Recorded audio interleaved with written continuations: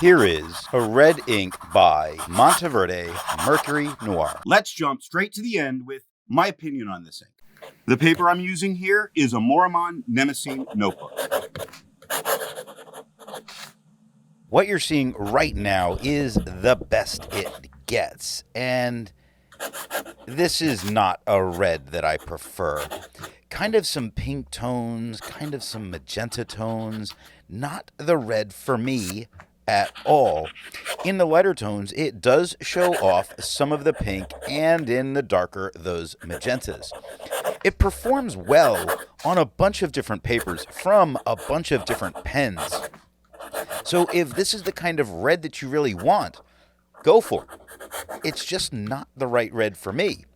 Doesn't mean it's anything bad. The pen for today is A TWSBI Eco. all of the writing samples are done with A Retro 51 P51 with an extra fine nib. A Retro 51 Corsair with a medium nib. A Retro 51 Lincoln with a 1.1 stub. Now that we know my opinion on this ink, let's take a look at the first writing sample done on Clairfontaine.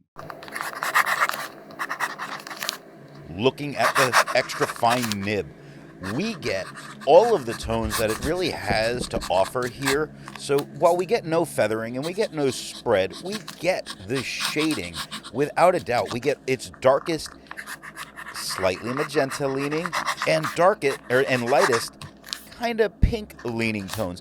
And you even get to see them all in the same word. For instance, wizard on the second line.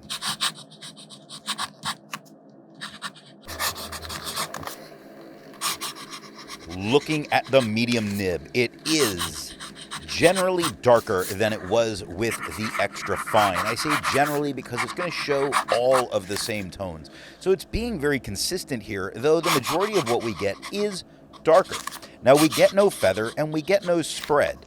We do get shading. It shades very well, especially as a red or reddish. I'm not exactly sure. I'm calling it red. Sure. But now when it gets darker, like in that first word, though, it got much darker. And, I kind of liked its darkest part of the tones there. And if it all went that way, I'd probably be much happier with this ink.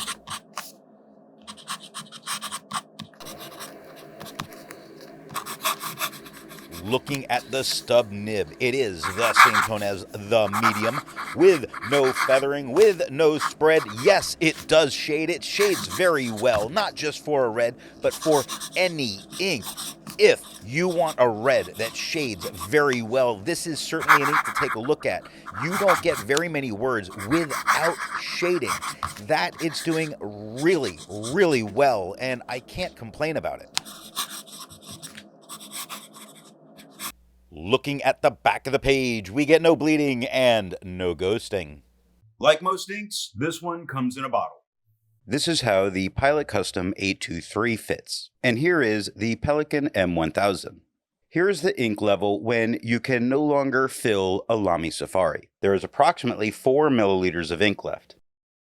The next writing sample is done in a Portage reporter's notebook.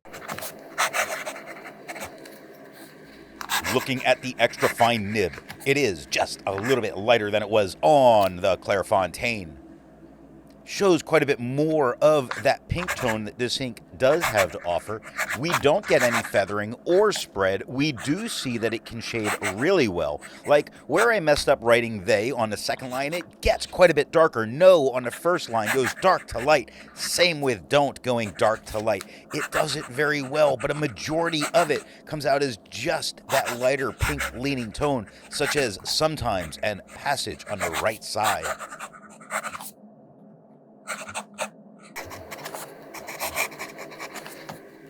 Looking at the medium nib, it is quite a bit darker than it was with the extra fine, little bit lighter than we had on the Clairfontaine. It does not feather or spread. It does shade. I think it's shading fairly well here. Look at what on the first line where it is mostly darker, but the A gets just a little bit lighter. But on the second line, U goes from a lighter to a darker tone. Darker, but not dark as a tone.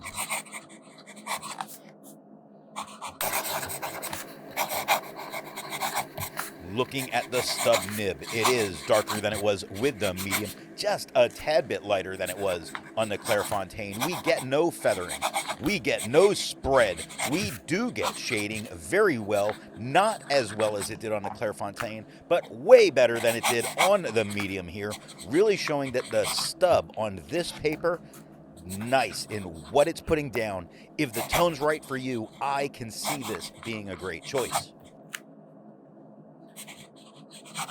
Looking at the back of the page, we get no bleeding and no ghosting. There's a lot to learn by doing multiple chromatographies. The one on the left is immediately put into water for 10 to 15 seconds. The one on the right, marked with a D, is let dry for 10 minutes before putting it into water.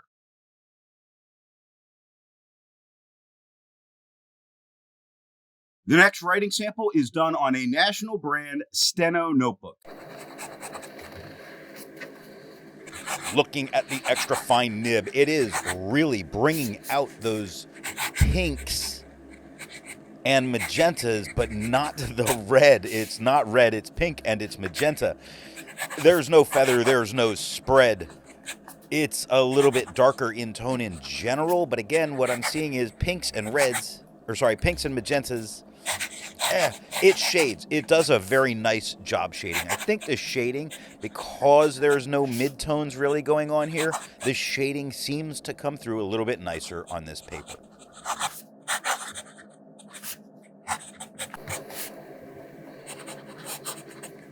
Looking at the medium nib, it is darker than it was with the extra fine, just a tad bit lighter than it was on the Clairefontaine, showing off a lot more pink than it did on the Clairefontaine, with no feather, with no spread, with some shading.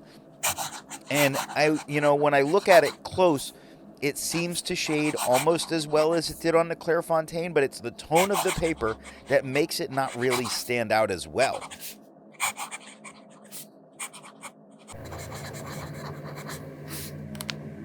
Looking at the stub nib, it is darker than it was with the medium, about as dark as it was on the Clairefontaine, with no feather, with no spread, with shading. Though not shading as well as it did on the Clairefontaine, I do think it's doing a very nice job at it, even though mostly what I see is this, I'm like pink tones, but I don't mind pink ink, but this pink is weird to me to look at, and that's what I'm going to leave this as, is weird here. Looking at the back of the page, we get no bleeding and no ghosting. Resistance tests are done to see how this ink can be expected to perform on the page, and more importantly, how hard it may be to clean from your pen. The smear is allowed to dry for 3 days before testing it. The highlighter is on the top left, pen flush is on the top right, 1/3 bleach solution is on the bottom left, and water is on the bottom right. The next writing sample is done in a Rhodia notebook. Looking at the extra fine nib, it is the same tone as the Clairefontaine. There is no feathering, there is no spread, there is shading just as well as it did on the Clairefontaine, giving a little bit of ammunition to those people saying it's the same as Clairefontaine, but no, it's not.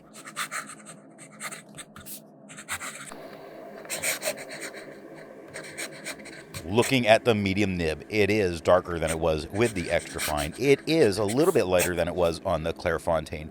There is no feathering. There is no spread. It does shade. It shades fairly well when it's doing it. I don't think it's showing as nicely here as it did on the Clairefontaine. Again, I think it's the quad rule of the paper that kind of breaks up where you can see some of the shading really well. It's funny because I prefer blank paper or quad rule paper, not so much lined.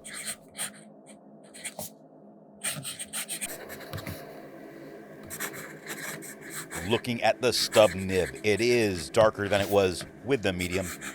Same tone as the Clairefontaine. There's no feathering, there's no spread, there is shading, but the thing that's drawing my attention is that sometimes when the line crosses the ink, or ink crosses the line, since the line was there first, it looks like it breaks the ink up a little bit. And especially look at ago, the first word on the fourth line, when you get to it. Makes it kind of a, I see the shading, but then I see that happening, and it's really a negative thing to me where I just feel like yuck. Looking at the back of the page, there's no bleeding. There's no ghosting. With over 1,000 inks reviewed, let's take a look at some color comparables. Here is Organic Studios Oscar's Copper. Here is Platinum Red.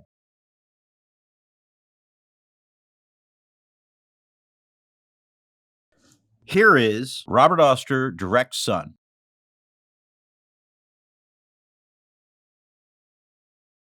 Here is Sailor Cherry Blossom.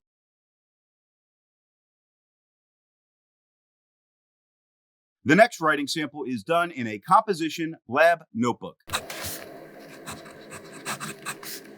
Looking at the extra fine nib, it's really cashing in on those pink tones. Really makes me feel like I'm writing with a pink ink here. We get no feathering, we get no spread. Even the pink that's down on the page is much duller and flatter. Really uninteresting on this. If you use this and turn your work into me, I'm going to go ahead and knock you down 5 points.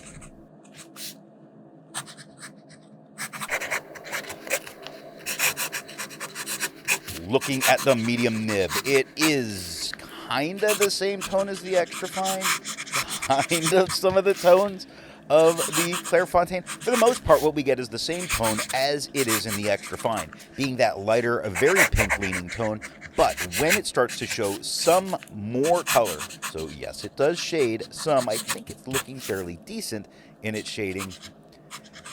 When it does shade, it does do that towards a red.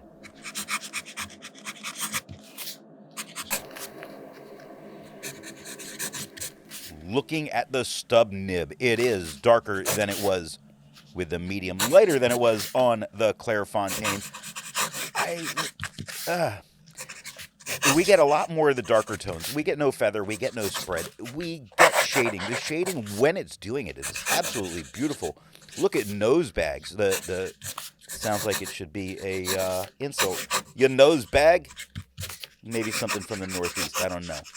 The nose bags, when I see the shading in there, it makes me very happy with what I'm seeing. Starts as a nice mid-tone, gets light, gets very dark in the middle, lightens up again. I really like the way I'm seeing the shading there. Your nose bag. We're going to see if we can get this to catch on. Looking at the back of the page, you see that we get no bleeding and no ghosting. And go ahead down in the comments and put nose bag. While it's nice to see color comparables, I prefer to see an ink that complements the color on the page. Here is a blue-black ink by Noodler's Aircore Blue Black. Here is a gray ink by Krishna Pencil. Here is a blue ink by Röhrenklinger Königsblau. Here is a black ink by Lamy Obsidian. The last writing sample is done on 20-pound copy paper. Looking at the extra fine nib, it is darker than it was on the Clairfontaine. It does feather and it does spread. Spreads about up to a medium, which isn't horrible. It's kind of a normal thing we get here with the Clairfontaine. With the 20-pound paper. So with it, it's not doing too bad. It's the color. I'm just on. As far as shading, yes, there are some darker spots, especially on the left side of the paper where I run my finger down as I'm folding it, but you do see it at the top in the first line there. So it shows it could shade if it wanted to.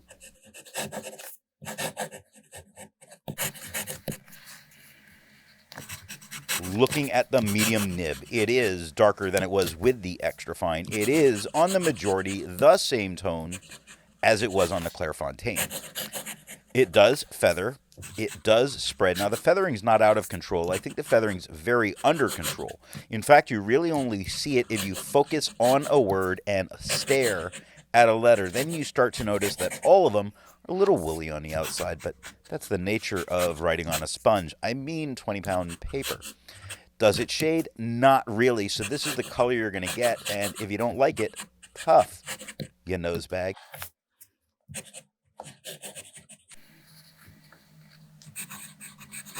Looking at the stub nib, I hope you put nosebag down in the comment section. If you haven't, you should. And if you put nosebag, comment to yourself, nosebag. Just sure. Looking at the stub nib, it is just a tad bit darker than it was with the medium, yet it is the same tone as the mid-tones on the Clairfontaine. And I know on the Clairfontaine I said they look the same, but we're talking about the range of tones there. We do get feathering, we do get spread. Neither of those should be any kind of a surprise, so not a big deal, but there's no shading, which I'm really going to take as a good sign and hope it works out for the best.